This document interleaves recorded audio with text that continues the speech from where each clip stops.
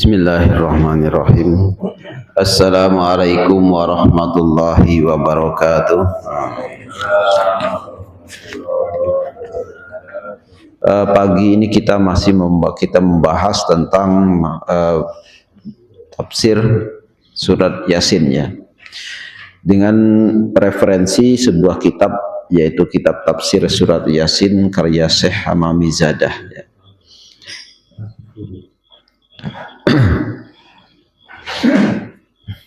Dan kita membahas ayat ke-37 kemarin ya. Kemarin kita membahas ayat ke-37 ya. Wa ayatul lahumul lail naslakhu minhun nahar fa idahum mudlimun ya.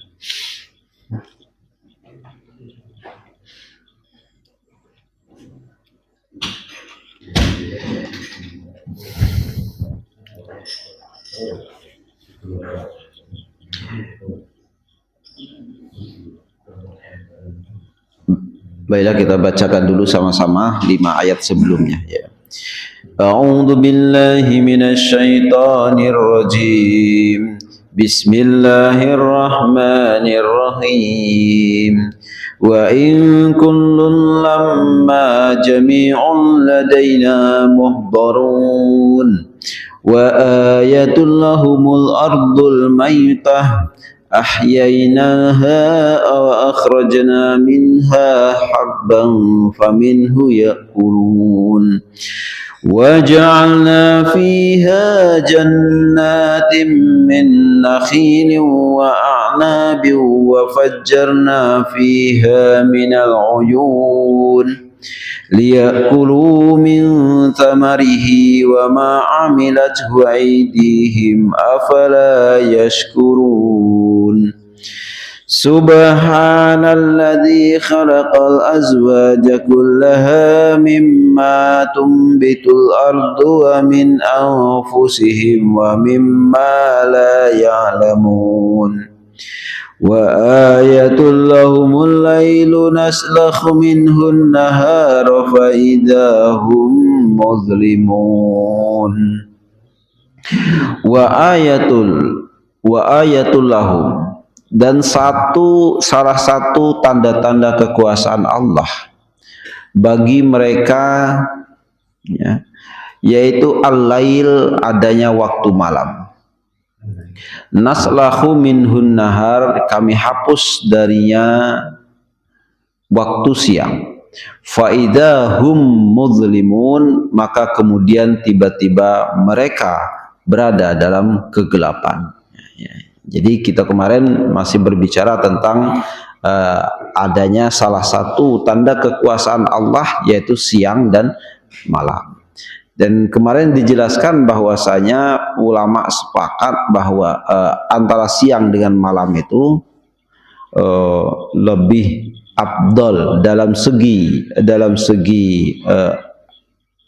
ritual akhirat, maka lebih afdal, lebih bagus waktu malam.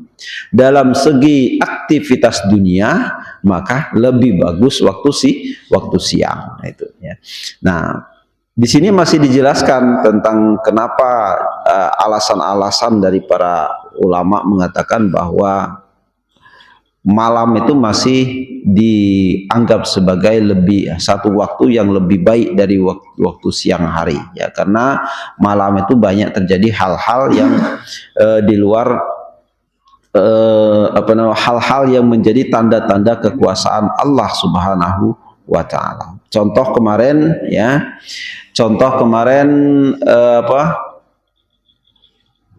dimuntahkannya Nabi Yunus ya. Dimuntahkannya Nabi Yunus itu dari mulut ikan ya. Dari mulut ikan itu terjadi pada malam hari. Kemudian kita baca dulu teks kitabnya ya. Bismillahirrahmanirrahim. Ama alimta wa Musa alaihi salam, dan tidakkah engkau tahu ya, tentang tentang kisah Nabi Musa. Kana fi Jabali Tursaina, saat beliau berada di Gunung Tursina, sakrona dalam keadaan pingsan, min mahabbatillahi sebab rasa cinta kepada Allah Subhanahu wa taala. Wa ja'ala yarqusu min syauqihi, dan Allah jadikan dia terbangun dari pingsan dan kerinduannya kepada Allah. Wa kanat hadhil waqi'ah, dan kejadian ini fil laili, terjadi pada waktu malam. Kama qala Allah Ta'ala, sebagaimana yang difirmankan oleh Allah, wa wa'adna Musa salasina lailah, dan kami berikan janji kepada Musa salasina lailah, sebanyak 30 malam. Jadi 30 terjadi pada malam hari. Salah satu lagi bukti alasan dari para ulama mengatakan malam itu lebih afdal, ya.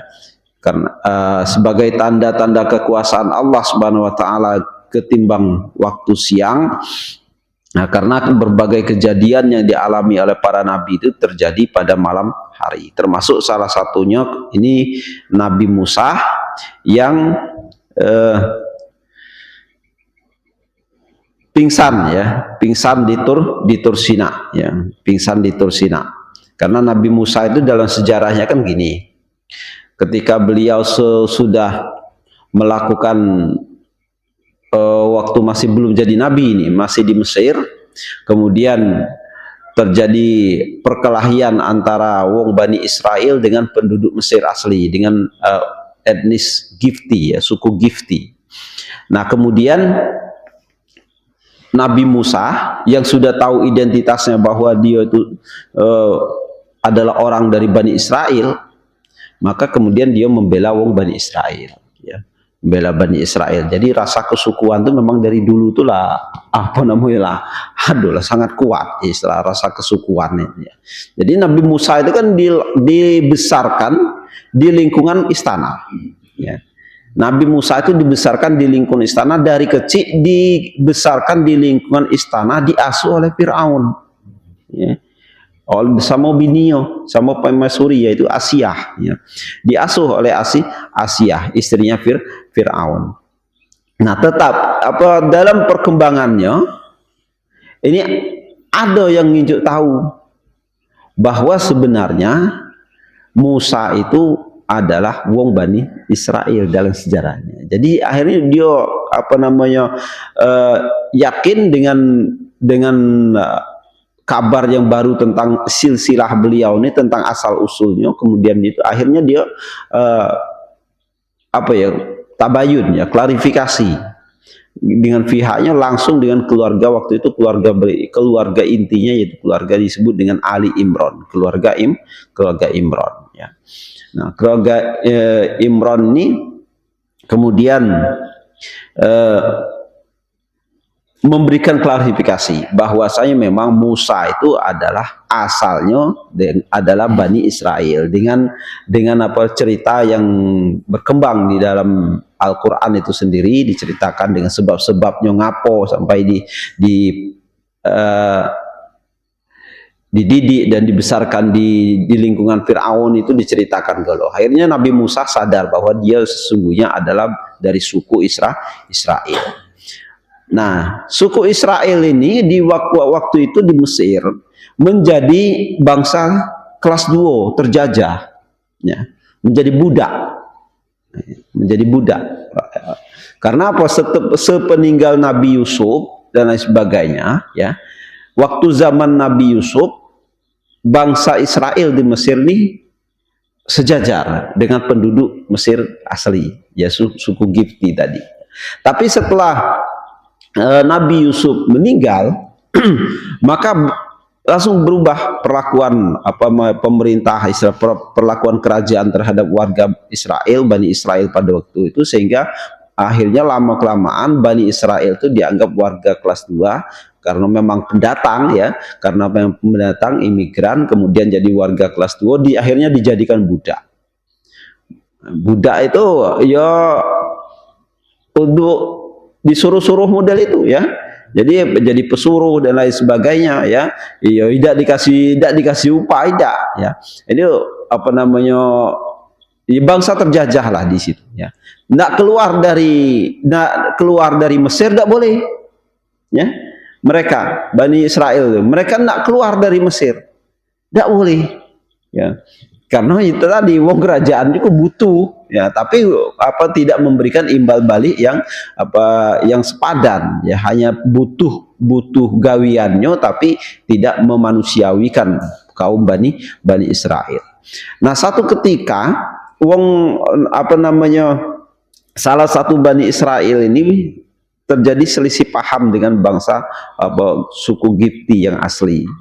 Maka itu terjadi di Nabi Musa tahu. Kemudian akhirnya dia bela suku Bani Israel itu. Fawakazahu, maka dalam Al-Quran dikatakan fawakazahu. Maka Nabi Musa langsung meninju. Nah, ya, langsung ninju wong Mesir itu ya, wong suku Gipti itu, maka langsung tewas. Nah, ini ya. Jadi kuat Nabi Musa itu. Sekali tinju dia, karena Nabi Musa ini wongnya tidak banyak ngomong. Terus tidak bisa ngomong. Ya. Ya, cadel ya. Karena waktu kecil itu dia makan api ya. Pernah diberi pilihan itu ada roti dengan api, dia makan api, nah, makan bara api, sehingga lidahnya menjadi istilahnya rusak saraf lidahnya, sehingga ngomongnya cadel. Sehingga beliau ini tidak banyak ngomong, makanya untuk biar dia bisa ngomong itu dalam Al-Quran itu dijelaskan bahwa dia melantunkan sebuah doa, dan kita juga sering membaca doanya, yaitu Rabbis rohli sodri wa yassirli amri wahlul 'uqdatam min lisani yafqahu qauli. Nah itu ya, itu doanya Nabi Musa agar ngomong itu bisa lancar. Ngomong bisa lancar, wong bisa memahami omongan dia. Karena istilah dia tuh susah ngomong kemudian cadel ya itu. Nah, agak tidak lebus menjak kita ngomong deh kan. Nah. Jadi setelah tewas, nah, ini akhirnya geger lah kan, ribut wong sekota Mesir pada waktu itu. Ribut siapa yang bunuh ini? Nah, tidak tahu. Nah, tidak tahu kan yang bunuh ini. Kemudian berapa hari kemudian terjadi lagi wong yang dibela Nabi Musa ini tadi, ya. Wong yang dibela Nabi Musa itu tadi belago lagi dengan wong Mesir. Nah, wong ini ya belago lagi dengan wong Mesir. Maka ketika kemudian Nabi Musa, karena dia itu belago lagi, akhirnya Nabi Musa marah dengan dia itu. Ya, belago terus itu istilahnya kan. Nah, ketika tidak dijewer tidak sama nolah oleh Nabi Musa, nah ngomonglah wong ini nih, yang Bani Israel yang ditolong kemarin, ya Musa jangan itu ya, apa kamu nak ngulang kejadian kemarin, kamu bunuh wong, nah laju tahu, nah ya apakah kamu pengen mengulang kejadian kemarin yang kamu lakukan dengan orang itu yang sampai mati itu, ada omong depan banyak, akhir tahulah bahwa Nabi yang pelaku yang pembunuhan itu adalah Musa. Waktu itu belum jadi nabi ya, masih jadi preman ya. Preman lah, sekali tinju mati itu apa dah. Iya. Jadi Nabi Musa alaihi salam ya akhirnya menyelamatkan diri setelah tahu bahwa pembunuhnya itu Musa alaihissalam. Akhirnya dia dikejar-kejar oleh polisi Fir'aun, pada pasukannya Fir'aun pada waktu itu dikejar-kejar. Akhirnya dia menyelamatkan diri ke satu daerah antara Palestina dengan Mesir, di sebuah daerah yang disebut dengan Madian. Nah, di situ bertemulah beliau dengan Nabi Syu'aib. Kisahnya Nabi Musa itu seperti bertemu beliau dengan Nabi Syu'aib karena singkat cerita, karena ada jasa dengan putrinya Nabi Syu'aib, akhirnya beliau dipanggil kemudian disuruh nikahi anaknya Nabi Syu'aib. Nah itu ya. Jadi menantu Nabi Syu'aib. Ceritalah Nabi Musa apa perihalnya, apa kejadiannya di Mesir. Kata Nabi Syu'aib, tenang baik, kamu di sini aman. Selagi kamu di Madian, kamu aman. Nah, ya, Madian. Nah, kemudian disuruh nikah dengan putrinya Nabi Syu'aib, mas kawinnya tidak perantauan, jadi tidak punya apa-apa. Jadi mas kawinnya itu adalah membantu Nabi Syu'aib selama 8 tahun. Nah, itu ya, itu mas kawinnya.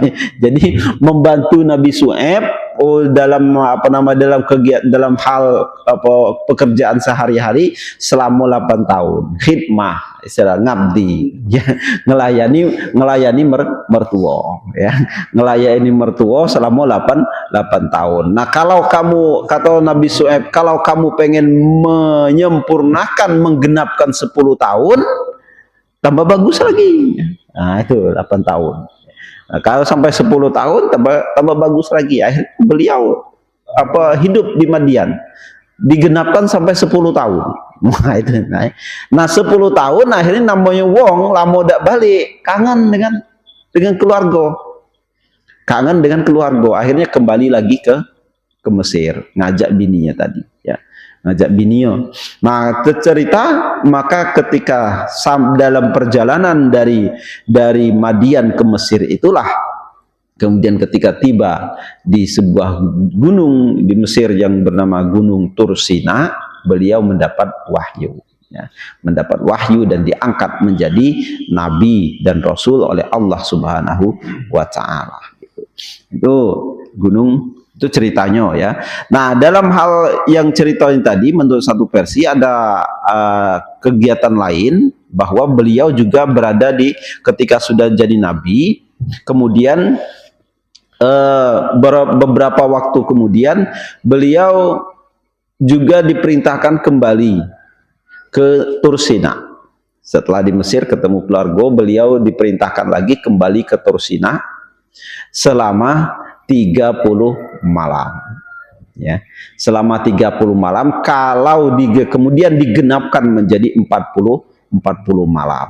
40 malam. Istilah itu apa cara kita tuh?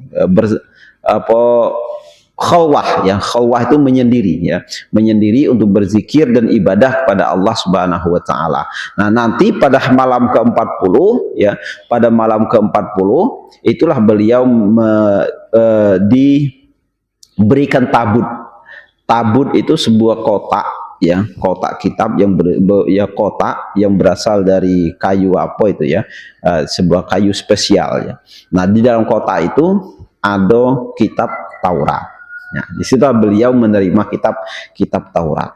Nah, awal dari kegiatan khalwatnya ini selama 40 malam itu, ya, 40 malam itu, beliau kemudian dalam kisah di Al-Quran disebutkan beliau pengen memastikan, menebalkan keimanannya. Nak tahu niat Allah itu cak mana. Nah, itu, ya. Saya pengen Allah, pengen tahu niat Allah itu bagaimana. Bisa tidak saya bertemu langsung, ya. Karena selama ini mukjizat Nabi Musa itu beliau bisa berkomunikasi, tapi tidak tahu. Nah, ini, ya, tidak bisa nengok, cuman berkomunikasi lancar. Makanya beliau disebut kalimullah. Kalimullah itu orang yang langsung diajak berkomunikasi langsung oleh Allah Subhanahu wa taala, ya, tanpa perantara. Jadi komunikasi beliau itu langsung dengan Allah Subhanahu wa taala. Itulah keistimewaan Nabi Musa. Nah, karena penasaran, pacak ngomong ada suara tanpa rupa. Nah, namu wongnya penasaran, akhirnya pengen tahu. Kalau baik bisa tahu bentuk Allah itu cak mana, katanya. Akhirnya kata Allah Subhanahu wa taala, ya Musa lantaroni, kamu tidak akan mampu melihat saya, ya. Maka cak ini baik, biar kamu mantap, ya. Saya akan pancarkan cahayaku di suatu gunung tersebut, ya. Kalau gunung itu tetap tetap, ya, masih tetap, gunung itu apa namanya masih bertahan, maka engkau akan mampu melihatku. Tapi kalau gunung itu hancur, maka berarti nggak mampu. Nah, pas nurnya Allah ini, baru nur ini, bukan zatnya Allah, nurnya Allah itu ditampakkan ke gunung itu, gunung langsung hancur lebur jadi debu. Maka itulah kemudian Nabi Musa pingsan tadi, ya. Nabi Musa pingsan, ya. Kemudian ketika sadar, beliau akhirnya ngomong matur lagi dengan Allah Subhanahu wa taala, ya Allah, ya, saya semakin yakin dengan kekuasaanmu dan saya beriman kepadamu dengan sepenuh-penuhnya iman. Ini Nabi Musa. Dan itu terjadi pada malam hari. Kejadian seperti itu, ya, pada malam hari.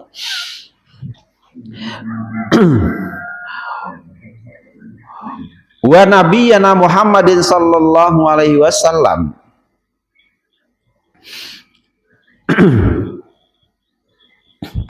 dan tidakkah juga engkau tahu kisah tentang baginda Rasulullah Muhammad sallallahu alaihi wasallam, balagha manzilatan rafi'atan, yang mencapai tempat yang mulia, yaitu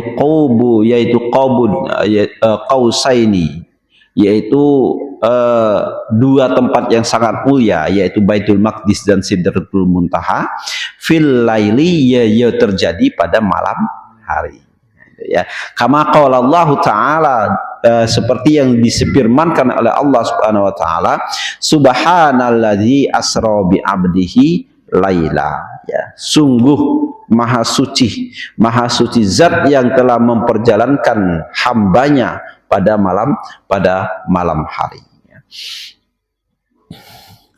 Wa kama qala alaihi salam, dan sebagaimana yang difirmankan, sebagaimana yang disabdakan oleh baginda Rasul sallallahu alaihi wasallam, inna fil laili la sa'atun la yuwaqi'uha rajulun muslim yas'alullaha ta'ala fiha khairan illa a'tahu iyyahu wa tilka sa'ah fi kulli lailatin. Sebagaimana difirmankan oleh Allah Subhanahu wa taala, disabdakan oleh baginda Rasul, inna fil laili la sa'ah, bahwasanya dalam malam hari itu ada satu waktu, la yuwafiquha rajulun muslim, yang tidak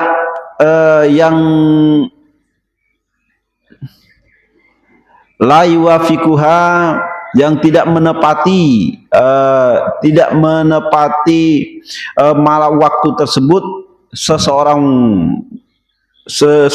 muslim yang berdoa kepada Allah Subhanahu wa taala dalam waktu tersebut, fiha khairan, dalam hal kebagusan, illa a'tahu iyyahu, kecuali Allah berikan kepadanya, Allah kabulkan doanya, dan Allah berikan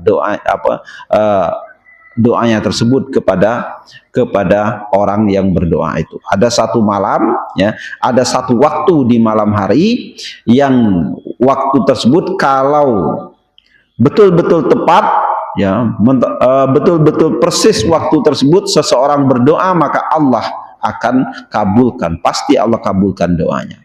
Wa tilkas sa'ah, dan waktu tersebut fi kulli lailatin, itu ada dalam waktu malam dan setiap malam. Wa kama qala alaihi salam, dan sebagaimana yang disabdakan oleh baginda Rasul alaihi salatu wassalam, idza dhahaba thulusani minal lail, ketika sudah lewat 2/3 dari malam, yanzilu malakun, maka turunlah malaikat biiznillahi ta'ala, dengan izin Allah Subhanahu wa ta'ala, ila sama'id dunya, ke langit dunia, fayusihu, maka malaikat tadi berkata dengan keras, wayaqulu, dan berkata, hal min sahibi hajatin,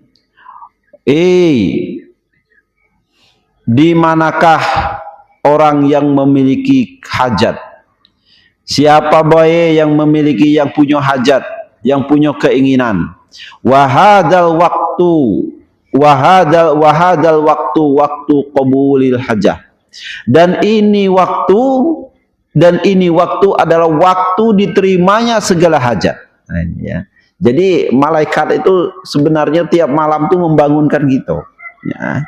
Makanya kadang itu ketika sudah lewat 2/3 malam kata Rasulullah, malaikatnya akan turun ya ke langit dunia. Maka berteriaklah, bangunkan manusia itu. Ya. 2/3 malam itu berarti apa? Lewat ya jam 2 lewat ya. Jam 2 lewat sampai subuh. Makanya kemudian kita ini sering bangun malam itu kan. Sering bangun. Sebenarnya intinya bangunnya manusia itu karena apa? Mendapat sinyal dari para malaikat yang membangunkan kita tadi. Tapi apakah sinyal itu kita laksanakan dengan kita tanggapi dengan baik atau tidak? Nah, itu balik ke pribadi masing-masing. Ya. Kadang bangun kita. Bangun, ke WC kencing baik dan tidur lagi. Ya, bangun. Makanya sering kita terbangun pada malam hari itu setiap jam 2 bangun. Ya, jam 3 bangun. Pasti di dalam setiap malam itu ada waktu sekejap kita itu sadar ya. Kalau bahasa Jawa itu ngelilir ya. Nah, ngelilir. Kalau bahasa kita itu apa? Bangun sebentar itu sadar atau pasti duduk lagi. Nah, itulah sebenarnya dalam ilmu kajian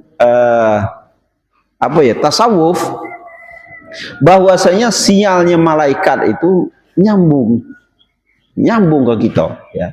Nah, cuman itu tadi kita tanggapi apa tidak, nah balik ke pribadi kita masing-masing ya. Jadi lewat 2/3 malam itu pasti ya, malaikat itu membangunkan manusia. Siapa yang punya hajat, siapa yang punya kebutuhan, ini waktu adalah waktu diterimanya segala doa dan hajat. Atau ini waktu adalah waktu diterimanya segala hajat dan doa. Maka inilah yang diingatkan oleh malaikat. Maksudnya apa? Ya gunakanlah waktu ini. Kalau kamu punya hajat, punya kebutuhan, punya keinginan, gunakanlah waktu itu untuk berdoa, ya, ibadah dan berdoa. Makanya disebutkan sepertiga malam terakhir, ya. Sepertiga malam terakhir itu menjadi waktu yang sangat bagus untuk berdoa. Wa kama qala alaihi salam. Ini hadis-hadis Nabi semua ini ya. Wa kama qala alaihi salam, dan sebagaimana yang disabdakan oleh baginda Rasul alaihi salam. Alaikum biqiyamul lail. Alaikum biqiyamil lail. Berpegang teguhlah kalian biqiyamil lail, dengan qiyamul lail. Qiyamul lail itu adalah salat tahajud. Fa innahu, maka sesungguhnya qiyamul lail adatus solihin, kebiasaannya orang-orang yang soleh, al mutaqaddimin, yang terdahulu min qablikum, dari sebelum kalian, fahadhil khaslah, maka kebiasaan ini, yaitu bangun tengah malam untuk sholat tahajud, itu tuqarribukum ilallah, akan mendekatkan diri kalian kepada Allah Subhanahu wa ta'ala. Wa kafaratu dzunubikum, dan menjadi penebus dari dosa-dosa kalian. Jadi ditambahkan lagi oleh Rasulullah satu hadis ya, alaikum biqiyamil lail. Berpegang teguhlah kalian, kata Rasulullah, banyak-banyaklah kalian. Alaikum tuh ya berpegang kuat ya. Arti aslinya itu atasmu itu maksudnya ya kita berpegang kuat dengan qiyamul lail, salat tahajud ya. Qiyamul lail itu bahasa lain dari salat tahajud, karena salat tahajud ini kata Rasulullah adalah kebiasaan orang-orang yang soleh sebelum kita. Kemudian juga sholat tahajud itu mampu mendekatkan diri kita kepada Allah Subhanahu wa ta'ala. Makanya wong kalau rutin sholat tahajud ya, rutin sholat tahajud, kemuliaannya itu luar biasa di hadapan Allah Subhanahu wa taala ya. Sholat tahajud dengan orang yang berilmu itu lain ya. Beda tingkatannya ya. Kalau sholat tahajud itu siapapun kan bisa ya. Makanya sholat tahajud itu kata para ulama-ulama ahli tasawuf, kalau pengen jadi wali, pengen jadi orang yang dekat ahli ibadah, ya lakukanlah sholat tahajud. Nah, karena jalan yang paling ringkas untuk jadi waliullah itu ya sholat tahajud. Ya, sholat tahajud ya. Jadi sepertiga malam terakhir, kemudian istiqomah sholat tahajud, dan itu bisa dilaksanakan oleh siapapun, meskipun meskipun oleh wong awam sakito. Makanya waliullah itu tidak melulu berasal dari wong yang alim, istilahnya wong yang menguasai ilmu agama, tidak ya. Waliullah itu banyak juga wong dari ahli ibadah. Nah, ahli ibadahnya itu ya sholat tahajud ya.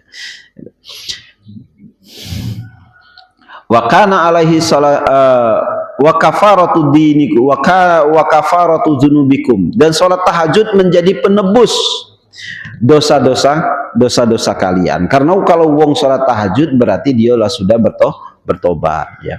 Wa kana alaihi salatu wassalam, dan biasanya baginda Rasulullah sallallahu alaihi wasallam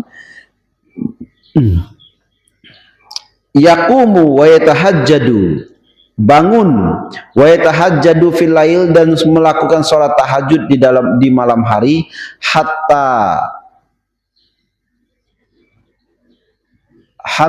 tawarramat qadamahu min kasratil qiyam. Tawarramat itu apa ya bahasa kita itu ya, merah ya, karena saking lamonya duduk ya, ngernyam itu ya, istilah bahasa kita, kesemutan tuh di atas kesemutan tuh ya, sampai memerah, merah kaki ini ya, sampai segitunya ya. Baginda Rasul itu kalau ketika sholat duduk, sebab sholat tahajud itu ya, duduk sholat tahajud itu saking memerah di pucuk ngernyam. Kalau kita kan kesemutan, kalau kita itu kan kebiasaan, kalau sudah kesemutan ya sudah, kita dipindahkan posisinya biar tidak kesemutan. Nah, Rasulullah tidak. Kesemutan itu ditahannya sampai luar biasa, sampai merah-merah bengkak lagi. Nah, kita kan belum pernah yang ngerasa ya, yang model itu kan.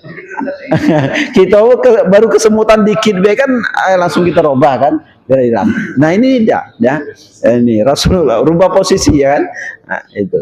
Tapi Rasulullah itu sampai saking khusyuknya beliau sholat tahajud itu seperti itu ya, digambarkan ya. Hatta tawarat qadamahu min kasratil qiyam, sehingga merah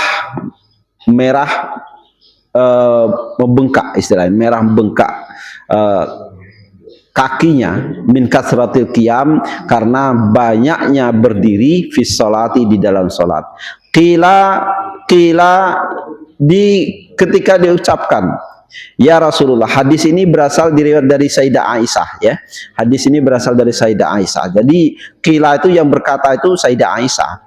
Ya Rasulullah, wahai Rasulullah, qad ghafarallahu laka, sungguh Allah telah mengampuni dosa-dosamu. Ma taqaddama min dzambika, apa yang telah lewat dari dosamu. Dosa itu sebenarnya Rasulullah tidak kata dosa, cuman itu bahasa ringannya Sayyidah Aisyah baik ya. Nah, wa ma ta'akhkhara, dan apa yang akan datang.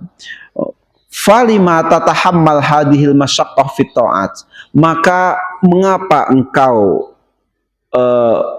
tatahammal itu menambah berat hadhil masyaqqah, disebutkan di sini kesusahan ya, ya susah lah istilahnya itu, yang sampai kaki bengkak-bengkak kemudian itu kan, kesusahan atau kesakitan ini fit taati dalam ketaatan pada Allah. Tanya, jadi komplain Sayyidah Aisyah, komplain akhirnya, ya Rasulullah, engkau itu orang yang sudah diampuni oleh Allah, dosamu yang sudah lewat, yang akan datang sudah diampuni galau-galau, ngapa terus kamu istilahnya maya-mayai badan. Nah itu kan bahasa kita ya, ngapa laju kamu itu engkau maya-mayai badan, maya-mayai badan, memperberat situasi istilahnya hanya untuk beribadah kepada Allah, padahal itulah dosa kamu telah diampuni galau. Maka qafaqala alaihi salatu wassalam, maka beliau menjawab, afala aku minasyakirin, apakah saya tidak boleh menjadi orang yang bersyukur. Nah ya, jadi beliau itu dalam rangka bersyukur, mensyukuri bahwa beliau itu sudah diampuni dosanya, ya, yang telah lewat dan yang akan datang. Itu akhirnya cara bersyukurnya dengan justru memperbanyak ibadah. Alama an'amallahu alayya, atas segala apa yang telah Allah berikan nikmat kepada saya. Fa'aujadani minal adami ilal wujud. Fa'aujadani, maka Allah mewujudkan saya, menciptakan saya minal adami, dari yang tidak ada, ilal wujudi, kepada hal yang ada. Afala askuru, maka apakah saya tidak bersyukur. Wa atoni Allahu ta'ala, dan Allah berikan saya al-aqla, akal, wal fikra, dan fikiran, wal fahma, dan pemahaman, wan nubuwah, dan derajat kenabian. Afala askuru, apakah saya tidak mau bersyukur. Wa atoni taufik, kemudian Allah berikan kepada saya pertolongan, ila taati, kepada untuk menjalankan ketaatan. Afala askur, maka apakah saya tidak boleh bersyukur. Wa qabla taati wa ibadati. Nah ini ya, inilah yang disabdakan oleh baginda Rasulullah SAW. Ya, beliau sangat menyadari Allah inilah menciptakan aku dari hal yang belum diturunkan ke dunia sampai aku diturunkan ke dunia. Dan dikasih pikiran yang sehat, akal, pikiran kesehat, pemahaman yang sempurna. Apa aku tidak boleh bersyukur? Nah ini ya. Jadi itu yang disyukuri oleh baginda Rasulullah SAW. Dan apa yang disyukuri oleh Rasulullah ini sebenarnya adu galau di kita. Ya. Adu galau di kita. Cuman itu tadi volume bersyukurnya ini jauh. Ya. Sedangkan kita ini yang belum pasti dijamin diampuni oleh Allah Subhanahu wa taala, kadang disuruh bersyukur dikit bela. Ya model itulah ya. Nah, dapat nikmat dikit malah justru lupa, dapat susah dikit malah justru berkeluh kesah dan lain sebagainya. Inilah Allah Subhanahu wa taala, dan inilah sikap dan perilaku dari baginda Rasulullah sallallahu alaihi wasallam. Dan itu semua itu terjadi pada malam hari, yaitu ya maksudnya apa? Waktu beribadah, waktu bersyukur yang paling bagus itu dilakukan pada malam hari dengan biqiyamil lail, melakukan sholat tahajud. Hadirin yang dimuliakan Allah Subhanahu wa taala, mungkin itu saja yang bisa disampaikan pada pagi hari ini. Semoga kita semua senantiasa selalu diberi kesehatan oleh Allah Subhanahu wa taala untuk semakin mensyukuri nikmat-nikmat yang telah dilimpahkannya kepada kita. Amin ya rabbal alamin. Wallahu muwaffiq ila aqwamit thoriq. Wassalamualaikum warahmatullahi wabarakatuh. Waalaikumsalam.